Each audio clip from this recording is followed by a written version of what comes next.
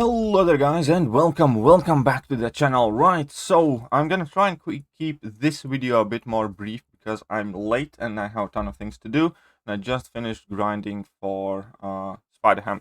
Anyways, we're gonna be talking about what I consider to be currently the third strongest class in the game, and that is science. Now, truth be told, if wouldn't be operating under the current rules as we have established, and discounting any champion that is not available as a 6-star, also known as Quake, in Science class, because that's quite literally the only champion that gets discounted. I'd probably still put Science class up at the very top because she's just that much better than everything else, and I think that evidence for that is also in the Grandmaster's Challenge. But by themselves, Science class is still very competent on able class champions. Now, one of the bigger problems for Science class is that all of their abilities are largely condensed into relatively small amount of champions, and they have relatively large amount of champions still waiting on Kabam for some love, like Joe Fixit, like Spiderman, like Miles Morales, like Electro, 2 Captain Americas, Hulk, Ant-Man, and, well, plenty others. And I'm trying to say, Science class has a lot of great champions, but unfortunately also a lot of duds. Overall, though, I think they are pretty much capable of dealing with the most amount of things combined. Few champions that didn't quite make the list, and I definitely would want to point out, would be Luke Cage. I do think Luke Cage is a very good champion and has a bit of a cult following, but in general, he's one of those champions that I might end up taking to rank 2 or rank 3 just because I can't seem to stop pulling this guy. And I think he's quite good. But he did not make the top 10. And also, finally, this is the moment that I have always been waiting for since I have started doing these videos. Screw you, Gladiator Hulk. Hulk Ragnarok, you're not in top 10 anymore. All the time up until now, he managed to sneak in that top 10 science because of his face me. But now he's out, and hopefully forever, because I fucking hate this guy. He has one good ability that's very good, and that's face me. But now we have alternatives, so as soon as that happened, out. Anyways, obviously his face me ability is still extremely useful, as evident by being able to take that T-Rex fight, for instance, in Grandmaster's Gauntlet. But literally everything else about Gladiator and Gladiator Hulk can go and F itself in the corner. I hate this champion and everything except face me. Right. Let's start with spot number 10. And spot number 10, currently I'm placing Spiderman. Now, I only have recently kind of taken up this guy for giggles because he is quite fun champion to play with. But I will undeniably give up the fact that he can be quite useful. Power Sting is still quite exclusive ability. And if Yellow Jacket's buff would have been any better, maybe Yellow Jacket could have potentially replaced this guy. But I think it's quite clear that Spiderman is overall by himself the best Power Sting champion, if you're not counting Mr. Fantastic synergies. And that is quite needed, quite useful. There's an entire subsection of nodes and incursions where that's needed. Power Sting appears more and more in Act 7, and in general it's quite valuable ability. On top of that, he also has Taunt, which is something that I like a lot, but perhaps most importantly, he has that degeneration protection, where based on how many nonsense charge he has, he takes a lot less degeneration damage, and that's quite awesome. And that alone makes him quite decent, good situational champion.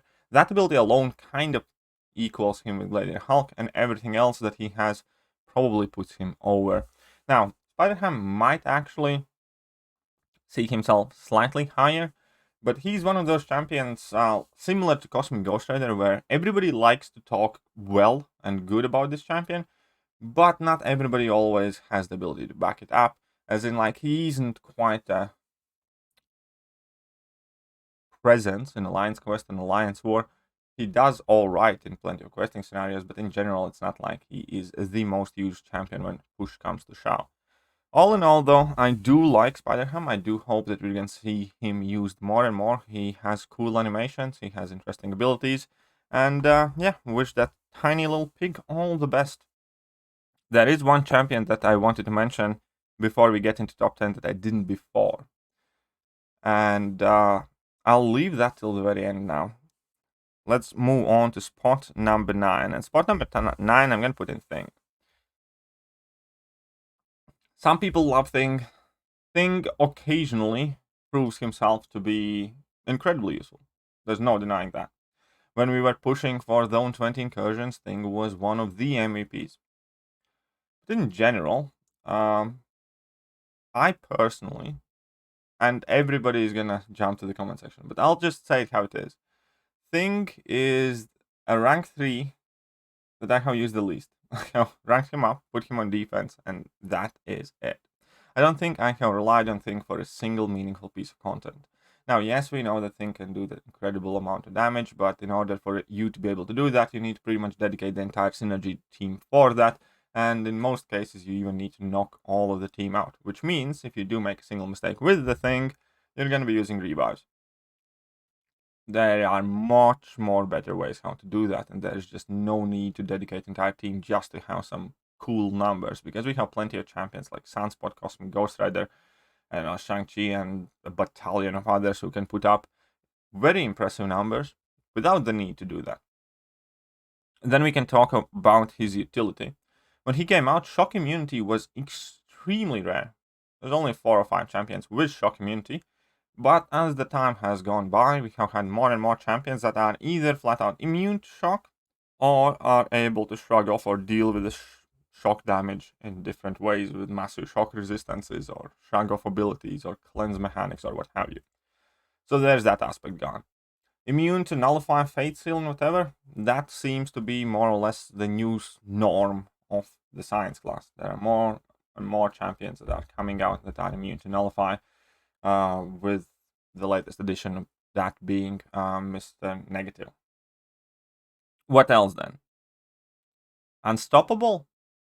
And again, that is becoming more and more commonly available ability. If you want a champion that goes easily unstoppable, why don't just use Kingpin and throw a heavy attack? You don't have to get hit. Why don't just use Mole Man and take a hit in a block? Still better than getting hit in the face.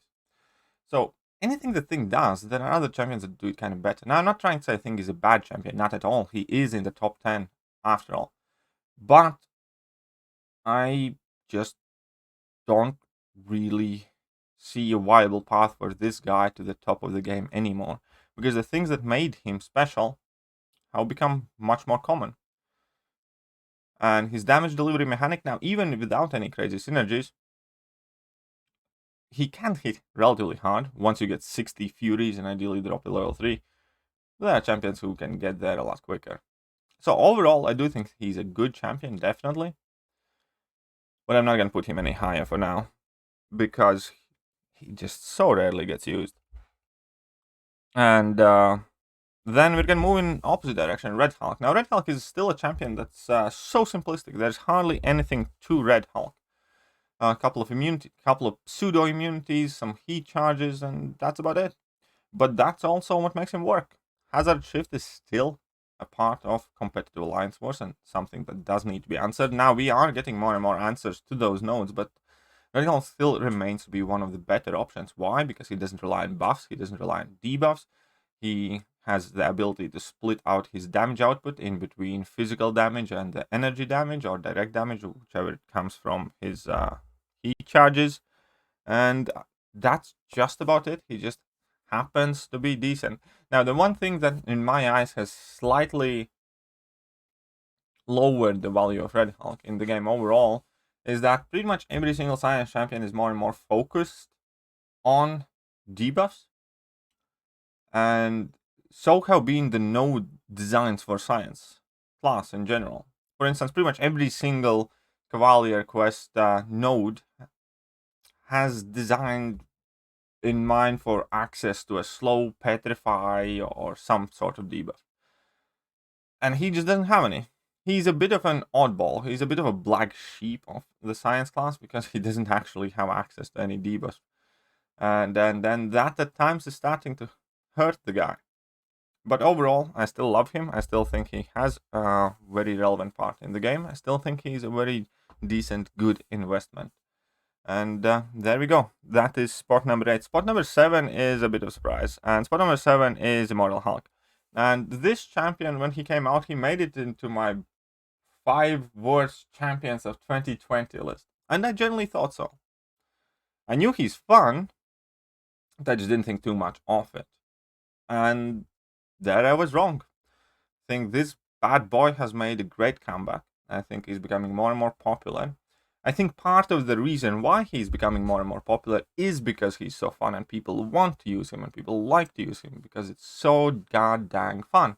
But at the same time, you can't deny the fact that he manages to be useful. Now, I do suspect that Kabam has had a hand in that as well by specifically designing some paths, some nodes where it was definite that this boy would shine, like that slumber size matters path, for instance. But overall, the more you try to use a champion, the more kind of like redeeming qualities you find. And for me, for instance, he's a perfect option for Alliance Quest. Whenever there's cascading failure, because he doesn't care for cascading failure. He gets the debuffs on him, but he just heals from willpower, because his regeneration rate cannot be modified. Then on top of that, I do the Gumi path, and he doesn't care for Spectre from Gumi either, so he manages to smash that. So he is in fact one of the most used AQ champions for me. Then on top of that, he is very great for pretty much all of the science nodes when it comes to questing, because he's a poison immune champion that can apply debuffs on the opponent, non-damaging debuffs, and all that other good stuff. Has access to Petrify, if need be, and yeah, he just seems to work, and I like him, I love him. I hope he still gets a tiny bit of love, because with a tiny bit of adjustments, he could become insane, which I think we deserve an insane Hulk. And if they only would make it so that the duration of rage would increase by 0.1 second per each rage stack, so the more rages you have built, the longer they last. If they reduce the cooldown timer tiny amount, and if they made his level 1 stun chance at 71% on its base and add additional flat 1% for rage charge, thus giving him ability to go all the way up to 100% stun chance, I think it'd be absolutely insane. But maybe that would be too busted, I don't know. I just still hope he would get a teeny bit of love, but this guy has been putting in hardcore work. I was so confident in him that I quite quickly deduced that he's going to be one of my 5 champions that I'm going to bring with me in Grandmaster's Gauntlet, and he did phenomenal. Right, next up, spot number 6 is going to go to Abomination Immortal.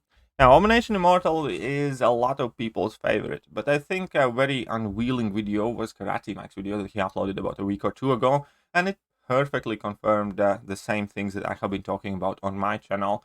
Unfortunately, for every single amazing thing that Immortal Abomination does and can do, he's just a freaking slow starter. He has barely existent damage output up until the time till you get to drop that level 2.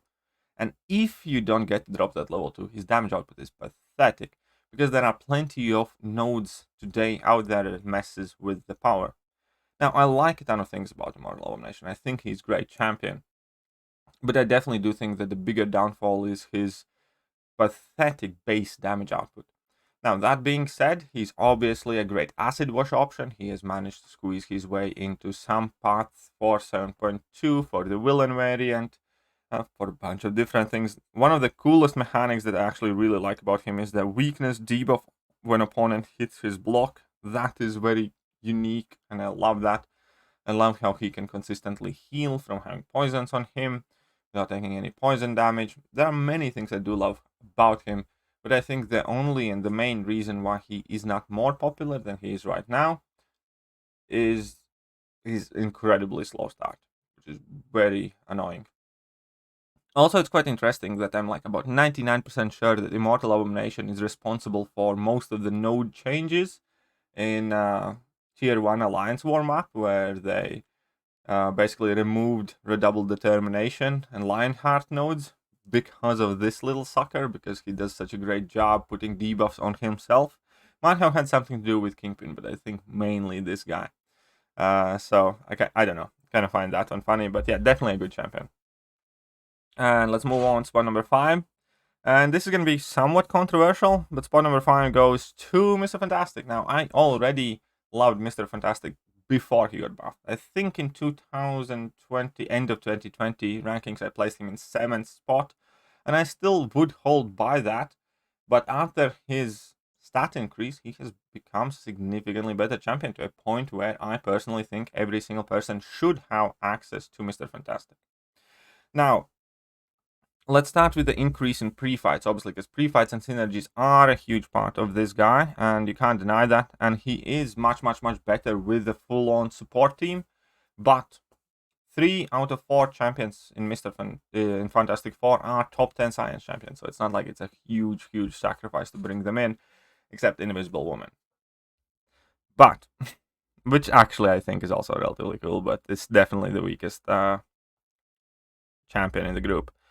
But let's just ignore how amazing he can become if he's fully synergized. Let's just take him at his base and go over the 3 things that he does. Pre-fight abilities. Now, what happened?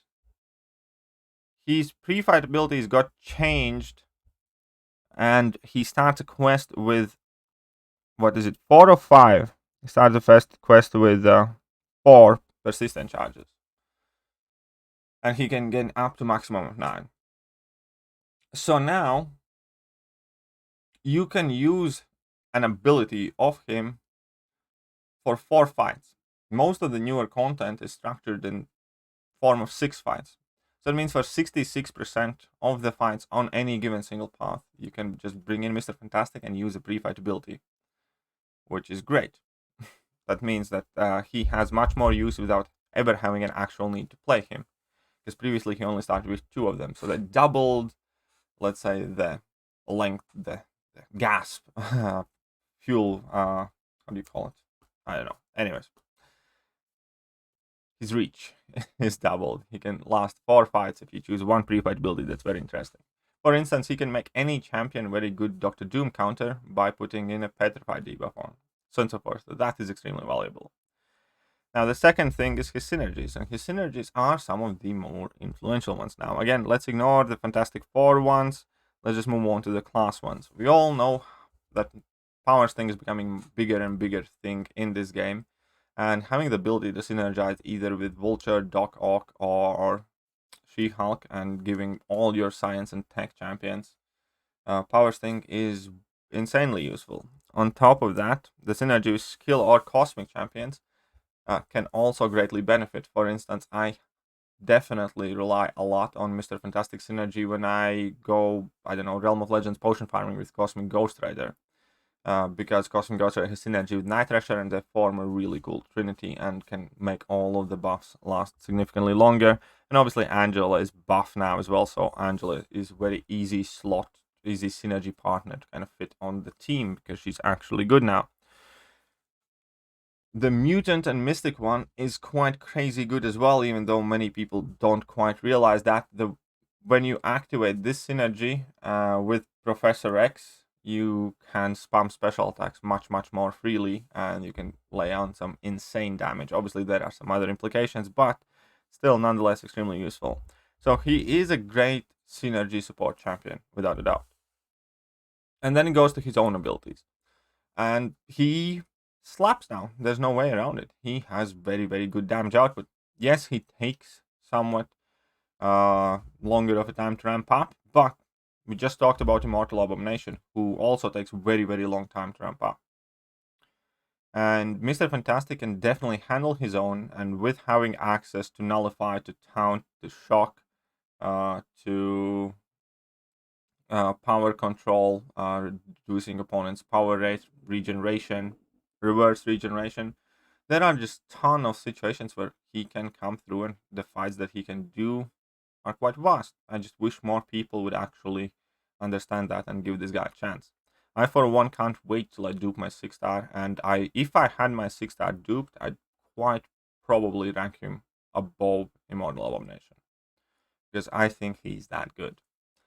Anyways, let's move on to top 4. And spot number 4 is a champion that I'm currently really hoping to pull as a 6-star, and that is She-Hulk. Just fantastic. And I think the key thing about She-Hulk is that taunt mechanic. That becomes more and more potent the longer the fight goes. Obviously, she has insane damage ramp up as well, and then access to slow, access to petrify, ability to shrug off debuffs against science champions, becoming more and more clutch recently as well. In general, just a champion that has extremely high potential ceiling based on how well you play. However, she's already very good even as a base level, even if you're not that great with her.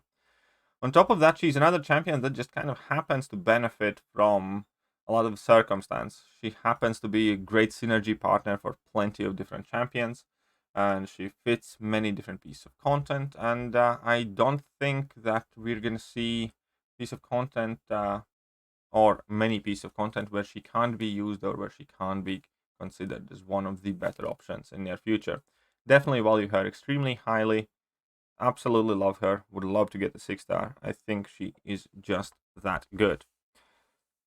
Spot number 3 is gonna go to Void. Now, Void has had plenty of its ups and downs and ups and downs. And he came out, not too many people were in love with him. Then more and more people fell in love with him because he was destroying Alliance War and plenty of other things and being the reverse regen and power gain king. And then at some point, people kind of shied away from him with the rise of tenacity nodes, with the rise of more champions that are able to shrug off debuffs and what have you.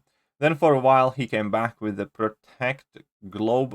with stubborn global, because he was able to deal with that relatively well and deal with the alliance or bosses. And now I think he has dipped slowly once again. Now don't get me wrong, he's still perfectly viable option, but in summer of 2021, Void is hardly ever the first champion you look at. Void is hardly ever the first champion you recommend to anyone. People normally recommend some other champion, and then if they say I don't have that one, and then well, do you have Void?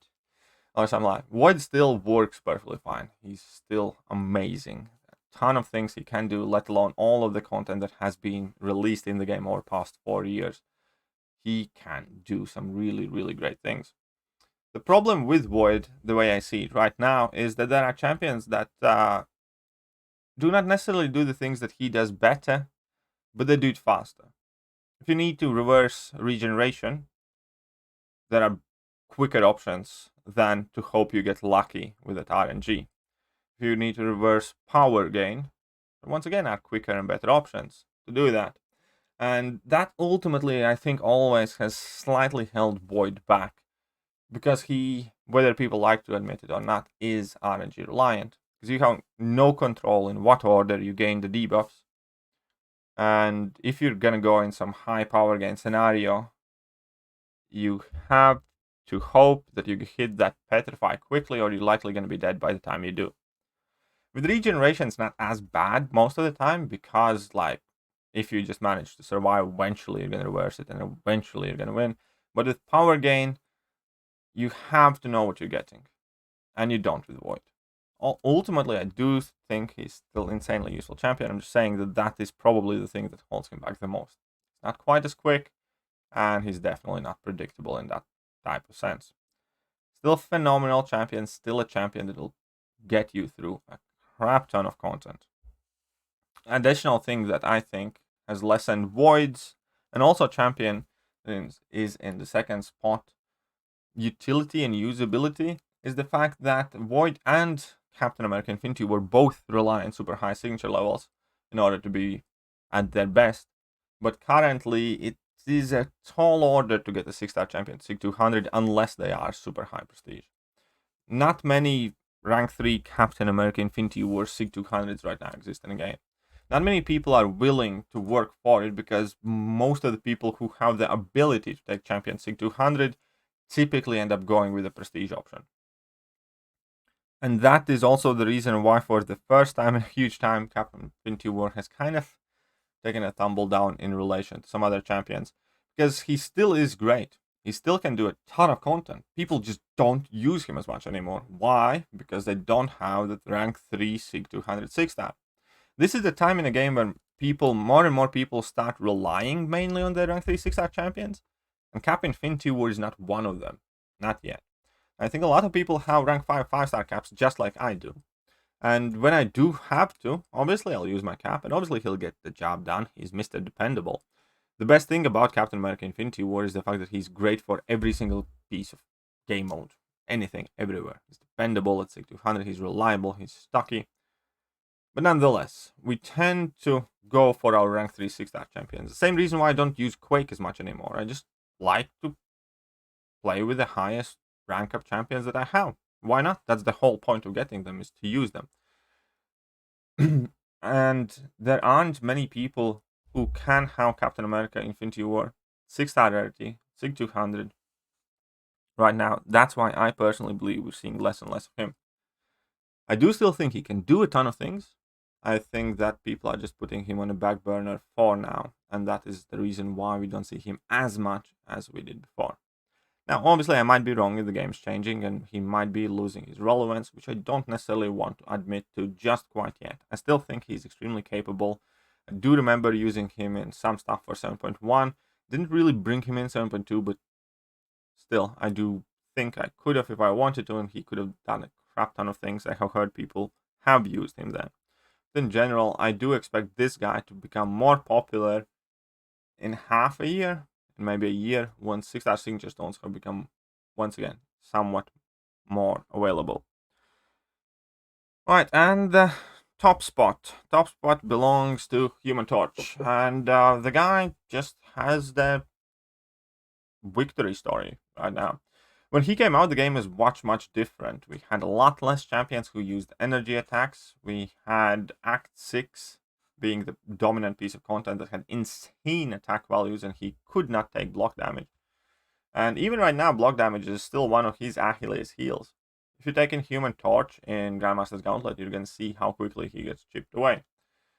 And now imagine every single piece of content would be with that type of attack values. Human Torch would, without a doubt, be a lot less used. But partially due to obviously his insane ability to increase his damage output via his smolders against energy damage matchups and mystics, and partially with the change in Kabam's direction with the new content and reduction on overall attack values in game, the guy just dominates. There's no doubt about it. He is the more used science champion in Alliance War, maybe again besides Quake, but Quake's disqualified. And people use him for Alliance Quest to defeat Magnetos. People use him for plenty of different bosses in Act 7, in variants, and whatever. Dude is stud. The dude has slowly but surely improved with every single ranking, has become more and more popular, and right now I am quite confident that he is pretty much the meta dominant science champion. And I'm not going to say too much there. That's just how it is. Very good, very effective, and definitely has benefited hugely from the direction where the game has headed right now. The one champion that I quickly wanted to mention was Red Guardian, and about Red Guardian is I like the champion a lot. I valued him very highly in my previous rankings, and I must admit I'm somewhat disappointed in the guy. Now, for a champion that suffers from the same problem as Void and Cap Infinity War, where you need super high signature ability, he was also a champion that didn't quite have established track record, and it just quite didn't pan out.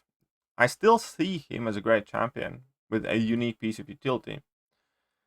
Unfortunately, I just don't see content for him, and I also think that Red Guardian is a champion that needs a bit of love from Kabam. That trauma debuff is just far too short, and his numbers definitely could use some improvement because he only feels like an amazing piece of champion when you run Suicide Masteries, but he has nothing in his kit to allow you to run Suicide Masteries, if that makes sense.